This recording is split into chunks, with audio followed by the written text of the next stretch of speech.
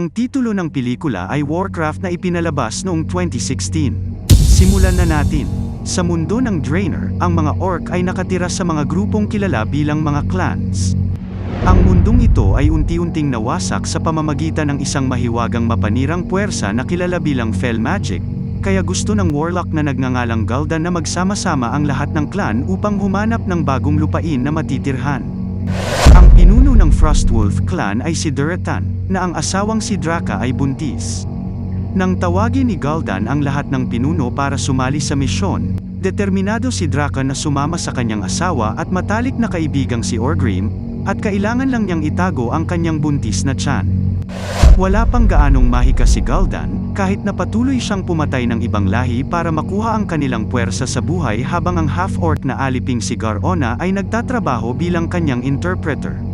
Ito ang dahilan kung bakit ang magic gate na bubuksan niya ay magdadala lamang ng pinakamalakas na orc sa ngayon, at dadalhin nila ang natitirang bahagi ng populasyon mamaya. Bumukas ang gate at habang naglalakbay ang mga orc sa mahiwagang portal, naapektuhan ng biyahe si Draka at sa sandaling dumating ang lahat sa bagong mundo na tinatawag na Azeroth, galit na galit si Chief Blackhand kay Durotan dahil sa pagdadala ng buntis na mandirigma, ngunit tinulungan siya ni Gul'dan na manganak. Ang sanggol ay maaga at halos hindi nabubuhay, kaya't si Gul'dan ay sumisipsip ng buhay mula sa isang random na hayop, na ginagawang malakas at malusog ang sanggol. Ang paggamit ng Fel ay nagiging berde din ang batang lalaki. Mamaya sa Dwarf Kingdom, kinukuha ni Commander Anduin ang pinakabagong inimbensyon ng mga dwarf, isang sandata na kilala bilang boomstick. Dumating ang isang dwarf na may dalang mensahe na nagsasabing ang isa sa mga garrison ni Anduin ay inatake at kailangan niyang bumalik kaagad. Nang makarating siya sa garrison, nalaman ni Anduin na karamihan sa mga sundalo ay napatay ngunit walang nakakita, ngunit nahuli nila ang isang binata na nag-inspeksyon sa mga bangkay sa barracks. Pumunta si Anduin upang makita ang bilanggo, agad siyang itinulak sa mesa upang mahanap ang marka sa kanyang braso. Ito si Khadgar, isang batang salamangkero na naging apprentice upang maging susunod na tagapangalaga ng kaharian, ngunit tinalikuran niya ang kanyang mga panata. Iginiit ni Khadgar na ang lihim ng pag-atake ay nasa mga katawan, kaya hinayaan siya ni Anduin na siyasatin ang isa, at nakakita sila ng berdeng buga ng enerhiya na lumalabas mula sa isang patay na sundalo. Iniisip ni Khadgar na kailangang makita ito ng tagapangalaga, ngunit ang hari lamang ang maaaring magpatawag ng tagapangalaga. Pumunta sina Anduin at Khadgar kay Haring Rin para sabihin sa kanya ang tungkol sa Fel Magic na humihigop sa buhay ng mga sundalong garrison. Naputol ang kanilang pag-uusap ng isang sundalo na nag-alarma, inatake ang Grand Hamlet. Pinapanood ni Odin kung paano ipinadala sa labanan ang kanyang anak na si Callan at sinabi sa reyna na si Teria, na kanyang kapatid din, na ayaw niyang sundan ni Callan ang kanyang mga yapak. Dahil sa pag-ataking ito, napagtanto ni Rin kung gaano ito kaseryoso at ibinigay niya kay Anduin ang kanyang singsing para matawag niya ang tagapangalaga, na walang nakarinig mula sa loob ng 6 na taon. Samantala, patuloy na inaatake ng mga orc ang lahat ng mga nayon ng tao na makikita nila. Sinusubukang panatilihing buhay ang mga tao upang gamitin ang mga ito bilang panggatong. Sa pamamagitan ng paglipad sa isang griffon, narating ni Anduin at Khadgar ang tore ng tagapag-alaga, kung saan sila ay malugod na tinatanggap ng mga Moros, ang katulong ng tagapag-alaga. Dinala ni Moros si Anduin upang makita ang tagapag-alaga habang naiwan si Khadgar sa library. Sa mga bookshelf, laking gulat niya nang makita ang isang itim na anino na nawala sa isang libro nang palapit si Khadgar. Sa pamamagitan ng paggamit ng glow sa kanyang tato, kinilala ni Khadgar ang aklat at inilagay ito sa kanyang bag. Sa itaas, nakipagkita si Anduin sa Guardian Medivh, na nasa kalagitnaan ng paglililok ng isang golem. Sinabi sa kanya ni Anduin ang tungkol sa pagpapatawag ng hari, ngunit naramdaman ni Medivh ang presensya ni Khadgar at nagmamadaling salakayin siya, galit na galit dahil huminto si Khadgar sa pag-apprentice. Hinahayaan lang siya ng Medivh nang sabihin sa kanya ni Khadgar narito ang Fel Magic at ipinaliwanag na ang Fel ay isang puwersa na kumakain sa buhay mismo at nagpaparumi sa gumagamit. Tinanggap ng Medivh na pumunta upang makita ang hari na nag-teleport sa lahat pabalik sa kastilyo. Malugod na tinatanggap ni Rin si Medivh sa kanyang silid ng diskarte at pinag-uusapan nila ang kanilang mga opsyon, dahil wala silang alam tungkol sa kaaway, kailangan muna nilang mag-scouting. Ginagabayan ni Anduin ang isang grupo sa kagubatan, kung saan nakatagpo sila ng mga bakas ng fel magic sa buong pagkawasak na dulot ng mga orc. Biglang inatake ang grupo ng ilang orc na pinamumunuan ni Black Hand.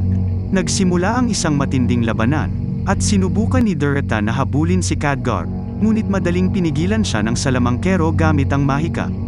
Masusing binabantayan ni Anduin si Callan, na nigel iligtas sa kanya kapag kailangan niya ng tulong.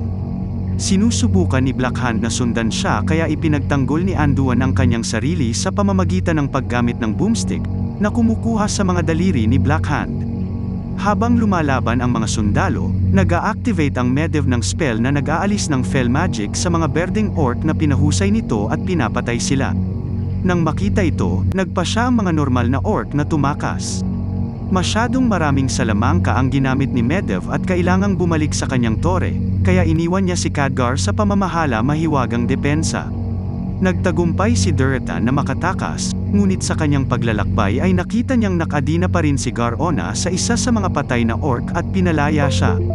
Hinahabol ng mga sundalo ang mga orc, at nasumpungan ni Anduin ang kanyang sarili sa pakikipaglaban sa isang napakalaking orc. Pagkatapos makipagpalitan ng ilang hit, nagawa siyang patumbahin ni Anduin, at nang sinubukang iligtas ng lobo ng orc ang kanyang amo, tinakat ito ni Anduin sa pamamagitan ng pagbabanta na papatayin ang orc. Nadatna ni Gar-Ona si Khadgar at sinubukan atikihin siya, ngunit mabilis siyang gumamit ng mahika at nahuli siya. Bumalik si Anduin kasama ang orc, at inilagay nila siya kasama si Gar-Ona sa isang hawla. Habang papunta sa lungsod, nakipagpalitan ng ilang salita si Gar-Ona kay Anduin, at ang orc ay nagalit nang marinig siyang nagsasalita ng dila ng kaaway. Dahil hindi titigil si Gar-Ona, sinubukan ng orc na salakayin siya, at kailangan siyang patayin ni Anduin para iligtas siya. Mamaya sa kastilyo, ipinaliwanag ni Gar-Ona kay Rin na ang mga orc ay nagmula sa isang namamatay na mundo. Natutunan niya ang wika ng tao mula sa mga bilanggo na dinadala nila, na pinapakain sa Gul'dan at sa tarangkahan. Gusto ni Rin na tulungan ni Gar-Ona ang mga tao na labanan ang mga orc, ipinangako ang kanyang kalayaan bilang gantimpala, ngunit tumanggi si Gar-Ona. Samantala, bumalik ang mga orc sa kanilang kampo, kung saan pinagalitan ni Gul'dan si Black Hand dahil sa pagkabigo sa kanyang misyon. Dahil nagdala siya ng kahihiyan sa pag-iipon, ang kanyang parusa ay kamatayan, ngunit pinutol ni Durotan ang paghatol upang iligtas si Black Hand. Itinuturo na hindi nila kasalanan na ginamit ng salamangkero ng tao ang sarili nilang fel laban sa kanila. Bumalik sa kastilyo, si Gar-Ona ay iniingatan sa isang hawla. Dumating si Medivh para tanungin siya kung sino ang gumabay sa mga orc sa lupaing ito, at ipinaliwanag ni Gar-Ona na nakakita si Gul'dan ng demonyo sa gate. Sa sandaling iyon, mas maraming tao ang pumapasok sa kwarto at nawala ang Medivh. Nagdadala si Teria ng Gar-Ona na pagkain at isang Amerikana bilang alay para sa kapayapaan, nangangako kay Gar-Ona ng buhay ng kalayaan sa mga tao kung siya ay tutulong. Pansamantala, pinag-aralan ni Khadgar ang aklat na ninakaw niya at nakakita ng drawing ng gate na may nakasulat na, "Itanong mo kay Alodi." Kinabukasan, tinalakay ni Durotan ang sitwasyon sa Orgrimmar. Ang lupaing ito ay pinapatay din ng mga fel, at hindi iniisip ni Durotan na nagkataon lang na nagsimulang mamatay ang kanilang lumang mundo nang maupo si Gul'dan sa kapangyarihan. Hindi inaakala ng Orgrimmar na magagawa ng isang magic orc ito ng labis na pinsala, ngunit sigurado si Durotan na dapat itigil si Gul'dan, at hihingi siya ng tulong sa mga tao. Sa kastilyo, tinanggap ni Gar-Ona ang deal at binigyan siya ng armor, ngunit hindi armas. Aalis ang isang bagong grupo para gumawa ng higit pang pagmamanman, at kapag huminto sila sa kampo sa gabi, ibinahagi ni Gar-Ona kung ano ang nangyari sa kanya. Ang ibig sabihin ng kanyang pangalan ay Tsampain sa orc, at ang kanyang ina ay pinatay dahil sa panganganak ng isang hafi. Ang tanging alaala ni Gar-Ona sa kanya ay ang kanyang tusk. Bilang kapalit, ibinahagi ni Khadgar na ipinadala siya sa mga salamangkero noong siya ay 6 na taong gulang at hindi na niya muling nakita ang kanyang pamilya, dahil ang pagbibigay ng isang bata sa konseho ay dapat na isang malaking karangalan. Kinabukasan, nakarating ang grupo sa orc camp at pinapanood ito mula sa malayo. Ngayong alam na niya ang kanilang mga plano, kanilang mga bilang, at ang eksaktong lokasyon, gusto ni Anduin na bumalik para sabihin sa hari, kaya sumakay siya sa unahan. Bago makasama sina Khadgar at Gar-Ona, Nagpakita si Durotan at kinuha si Khadgar para sabihin kay Gar-Ona na magpasa ng mensahe sa hari, gusto niyang magkita para ayusin ang tigilan at magtulungan. Nangako si Gar-Ona na ipapasa ang mensahe at iniisip kung tatanggapin siya ni Durotan sa kanyang angkan bilang reward, ngunit sa tingin ni Durotan ay mas ligtas siya sa mga tao. Bumalik sa tore, desperadong inaabot ni Medivh ang kanyang magic pool para makabawi. Iniisip ni Moros na hindi na siya dapat umalis muli, at nang ipaliwanag ni Medivh na kailangan nila ng tagapag-alaga, itinuro ni Moros na maaaring makatulong si Khadgar. Sa kastilyo, nakikipagtalo si Rin sa mga lider ng duwende at dwarf, na ayaw tumulong labanan ng mga orc dahil kailangan nilang protektahan ang sarili nilang mga kaharian. Pinipigilan sila ni Anduin upang ihatid ang balita ng gate, at lahat ay nagtataka kung nasaan si Medivh kapag siya ang pinakakailangan nila. Sa sandaling iyon, dumating ang isang sundalo upang ipaalam kay Anduin na nasaktan ang kanyang anak sa labanan. Nagmamadali si Anduin upang makita siya, na nagpapatunay na nasaktan ngunit buhay si Callan. Pagkatapos, sinabi ni Gar-Ona kay Rin ang tungkol sa alok ni Durotan. Hindi sigurado si Anduin kung dapat nila itong pagkatiwalaan, ngunit lumapit si Teria at niregaluhan si Gar-Ona ng punyal bilang tanda na dapat silang magtulungan. Samantala, bumalik si Khadgar sa kanyang silid at nakita si Medivh doon, galit na galit dahil nagsasaliksik si Khadgar sa kanyang likuran. Pinaalalahanan ni Medivh si Khadgar siya lamang ang tagapag-alaga at ang pagharap sa Fel ay kanyang tungkulin, dapat lamang na tumutok si Khadgar sa pagprotekta sa hari. Pagkatapos ay sinunog ni Medivh ang lahat ng tala ni Khadgar at umalis kasama ang aklat. Sa kabutihang palad, nag-save si Khadgar ng isang pahina sa kanyang bulsa at pumunta kay Anduin para sabihin sa kanya ang ginawa ni Medivh. Ipinakita rin niya sa kanya ang page, na nagpapatunay na dapat may nag-imbita sa panig na ito kay Gul'dan para mabuksan niya ang gate. Sinabi ni Anduin na pinoprotektahan lang siya ni Khadgar Medivh, ngunit sinusubukan lang niyang pigilan ang bata na magpanik, at ngayon ay naghihinala si Anduin sa Medivh. Makalipas ang ilang sandali, si Durotan at ang kanyang mga mandirigma ay naghahanda na para tanggapin ang mga tao, na hindi nagustuhan ni Orgrimmar. Sa malapit, ang Medivh ay nanonood ng hindi napapansin. Dumating si Rin kasama kanyang grupo at kasama si Gar-Ona na nagsasalin, ipinaliwanag ni Durotan na sa loob ng 2 araw ay matatapos ang pag-charge ng gatong ng tao sa portal. Kung aatakehin ng hukbo ni Rin ang kampo at abalahin ang mga mandirigma, sasamantalahin ni Durotan at ng Frostwolf clan ang pagkakataon na patayin si Gul'dan. Kapag nagkasundo ang 2 leader, may isang bagay na tumalon mula sa anino, si Blackhand at ang kanyang angkan, ang naghanda ng isang ambush at ngayon ay itinuturing na taksil si Durotan. Isang matinding labanan ang naganap, at binigyan ni Anduin si Gar-Ona ng sibat para makalaban din siya. Sinabihan ni Callan si Anduin na protektahan ang hari habang ginagabayan niya ang sarili niyang tropa sa isang shield formation laban sa Blackhand. Kapag mas maraming orc ang darating, tatapusin ng Medivh ang kanyang spell para gumawa ng magic barrier sa pagitan ng mga orc at tao.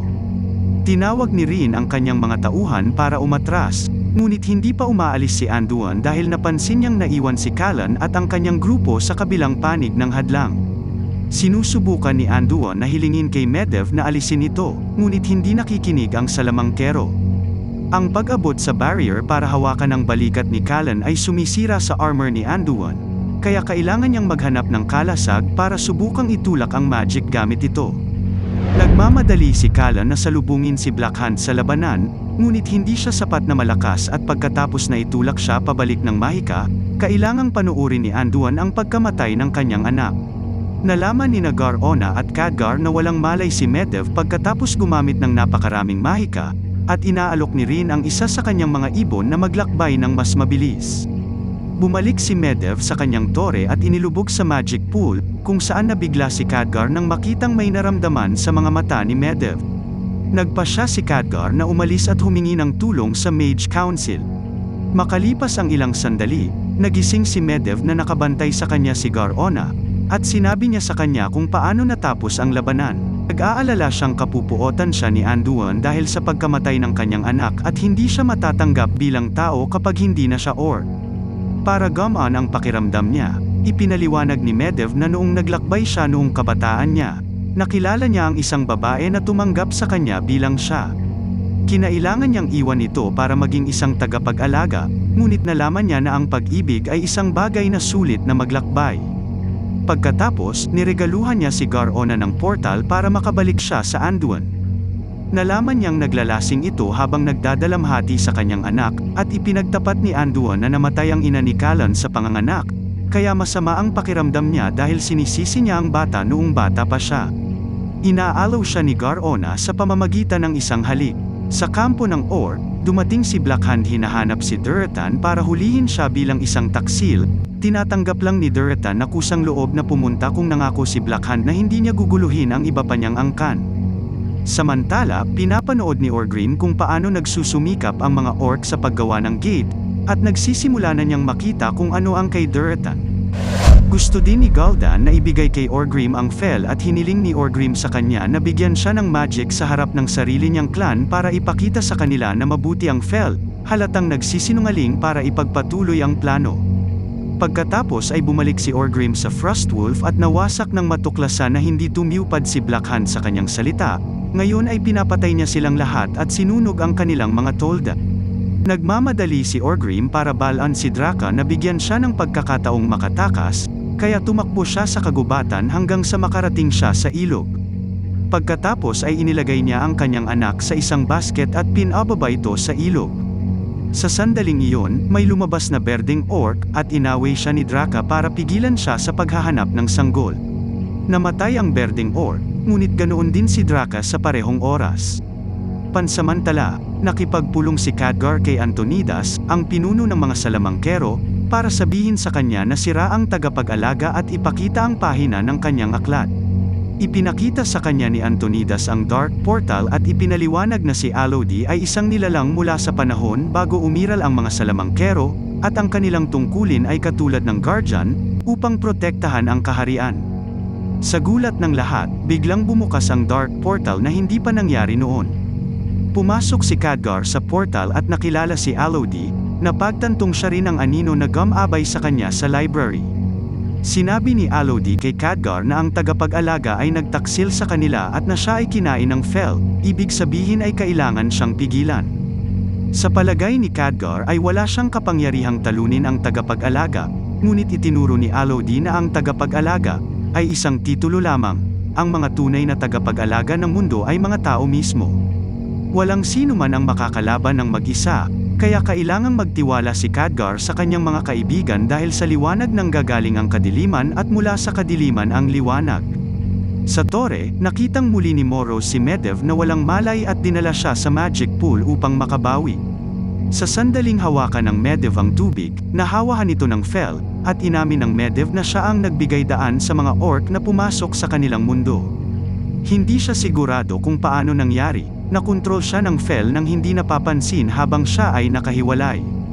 Pagkatapos ay sinisipsip ng Medivh ang puwersa ng buhay ni Moro, pinatay siya. Sa kastilyo, si Rin ay gumagawa ng mga plano sa pagtatanggol, ngunit hindi sumasang-ayon si Anduin. Sa palagay niya ay dapat silang mag-offense at sirain ang mga gate. Sa sandaling iyon ay nagpakita si Medivh at nagsisinungaling, na nagsasabing nakipagkita siya kay Durotan at ang paghihimagsik laban kay Gul'dan ay lumalakas. Hindi nagtitiwala si Anduin sa Medivh at tinawag siya para sa pagkawala ng 6 na taon bago itinuro na hindi siya matatag. Ibinahagi ni Medivh ang pagkamatay ni Callan upang akusahan si Anduin na nawawalan ng pakiramdam dahil sa kanyang kalungkutan, na naging dahilan upang subukang atikihin siya ni Anduin. Agad siyang pinigilan ng mga guard at ipinadala siya ni Rin sa kulungan hanggang sa siya ay kumalma. Sa mga pitan, si Anduin ay binisita ni Gar-Ona, na kinumpirma na ang hari ay magmamarcha laban sa mga orc at siya ay sasama sa kanya. Sinabihan siya ni Anduin na huwag magtiwala sa Medivh at nangako si Gar-Ona na poprotektahan niya si Rin bago niya iregalo kay Anduin ang tusk ng kanyang ina. Pagkaalis ng hari kasama ang kanyang hukbo, nagpakita si Khadgar sa mga piitan, na ginawang barko ang bantay upang maiwasan ang komprontasyon. Pinalaya niya si Anduin ngunit sa halip na payagan siyang sumali sa pangunahing labanan, hiniling niya sa kanya na sumama sa kanya upang sundan ang Medivh. Sa kampo ng Orc, pinalaya ni Orgrim si Durotan, humihingi ng paumanhin sa hindi pagtitiwala sa kanyang paghatol ng mas maaga. Desididong ipakita ang tunay na kulay ni Gul'dan, hinamon niya siya sa isang Mak'gora, isang tunggalian hanggang kamatayan para sa pamumuno ng mga orc. Habang naglalaban silang dalawa, lumabas sina Anduin at Khadgar sa tore, ngunit madaling itinulak sila ni Medivh palayo gamit ang mahika at nagsimulang bigkasan ang incantation para buksan ang orc gate. Naramdaman ito ni Gul'dan at gusto niyang si Blackhand ang pumalit sa tunggalian, ngunit tumanggi si Blackhand dahil labag iyon sa tradisyon. Desperado na tapusin ang mga bagay ng mabilis, ginamit ni Gul'dan ang kanyang mahika para makuha ang puwersa ng buhay ni Durotan at patayin siya. Itinuturo ng lahat ng orc na ito ay panloloko at kinukumbinsi sila ng Orgrim na magrebelde. Gayunpaman, madaling napatay ni Gul'dan ang ilang mandirigma gamit ang kanyang mahika, na ginagawang natakot din ang iba na subukan. Pagkatapos ay nagbigay si Gul'dan ng malaking halaga ng fel kay Blackhand para i-mutate siya, at ipinadala ang kawan sa labanan. Pagdating ng hukbo ng tao, nakita nila ang katawan ni Durotan sa isang karatula bilang babala. Nangangahulugan ito na hindi sila magkakaroon ng tulong ng Frostwolves, kaya sinabi ni Virin sa kanyang mga tauhan na unahin ang pagliligtas sa mga taong bilanggo. Habang ang larangan ng digmaan ay nagiging pagdanak ng dugo, sinimulan ni Gul'dan ang paggamit ng mga tao bilang panggatong para magdala ng mas maraming orc mula sa kabilang mundo. Sa tore, sinubukan ni Khadgar na atikihin ang Medivh gamit ang magic at inactivate ng Guardian ang kanyang golem para sa pagtatanggol. Si Anduin ay naglalaro ng pain upang panatilihing maabala ang golem at umakyat sa kanyang likod upang hawakan ang ulo nito gamit ang ilang wire, kaya kapag sinubukan siya ng Medivh na atikihin siya gamit ang mahika, ginamit ni Anduin ang golem bilang isang kalasag at ang ulo ay nabali. Ngayon ang golem ay natigil dahil hindi ito makakita, kaya sinabi ni Khadgar kay Anduin na gambalain ang Medivh habang naghahanda siya ng spell. Itinulak ni Medivh si Anduin palayo, ngunit hindi siya sumuko at sinubukang kausapin ang matandang kaibigan na alam niyang nasa ilalim ng lahat ng dark magic. Ayaw ng fel na sumuko si Medivh at itinulak siya sa pool para i-mutate pa siya, ngunit sa sandaling iyon, tinapos ni Khadgar ang kanyang portal at ini-teleport ang golem sa ibabaw ng Medivh para pigilan siya. Sa larangan ng digmaan, ang mga orc ay nananaghoy sa pagkawala ng kanilang tarangkahan. Si Khadgar mismo ay nahulog din sa pool at tinangka siya ng fel na sirain, ngunit ginamit niya ang spell na itinuro sa kanya ni Alodi para paalisan lahat ng fel mula sa tore. Isang griffon ang nagpakita para kunin si Anduin, habang si Medivh ay gumagamit ng kanyang huling bit ng mahika para gawing portal ang gate patungo sa lungsod habang siya ay umiiyak. Nagbibigay daan ito sa hukbo ni Rin na palayain ang mga bilanggo at iuwi sila, kaya nagtitipon sila sa paligid ng gate upang protektahan ito. Tumatakbo ang mga orc sa likod ng gate upang umatake mula sa ibang anggulo, at nang mamatay si Medivh nang may paghingi ng tawad sa kanyang mga labi, nagsara ang gate at inatake ng mga orc ang mga tao mula sa likuran. Sinimulan ni Blackhand na buksan ang daan upang maabot ang hari, dahil ang pagpatay sa pinuno ay isang malaking karangalan sa mga orc. Ipinaliwanag ito ni Gar-Ona kay Rin kaya hiniling niya sa kanya na patayin siya, sa ganoong paraan matatapos nila ang labanang ito at masusubukan niyang baguhin ang kinabukasan ng mga orc mula sa loob.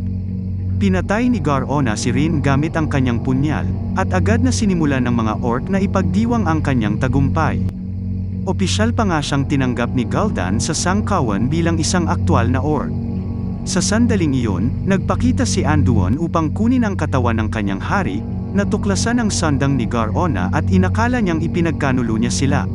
Sinusubukan ni Anduin na umalis sa griffon kasama ang katawan, ngunit sa sandaling iyon ay natamba siya ng isang orc.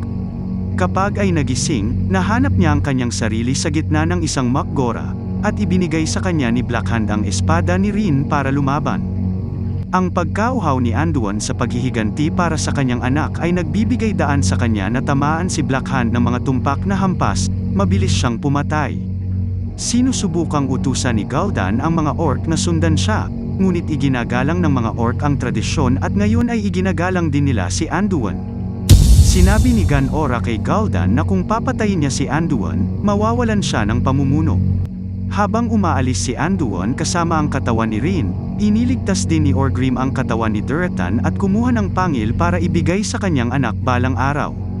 Nang bumalik ang lahat ng tao sa lungsod, ipinakita ni Anduin kay Cagdar ang punyal at sinabi sa kanya na si Gar-Ona ay isang taksil. Nang maglaon, isang libing ang inayos para sa hari, at ang kanyang sakripisyo sa wakas ay nagbigay inspirasyon sa mga dwarf at duwende na makipagtulungan sa mga tao upang labanan ang mga orc. Kilala ang kanilang grupo bilang Alliance at ito ay pangungunahan ni Anduin. Samantala, ang sanggol ni Durotan natagpuan sa tabi ng ilog ng ilang random na tao. Wakas, maraming salamat kaibigan sa patuloy na pagtangkilik at pagsuporta sa ating channel na Tagalog Pinoy Movie Recap. At kung sakaling ngayon lang tayo nagkatagpo sa pamamagitan ng video na ito ay please lang huwag kalimutang mag-like, mag-subscribe at pakipindot na rin ang bell. Hanggang sa muli, ako si Richard Belen, goodbye.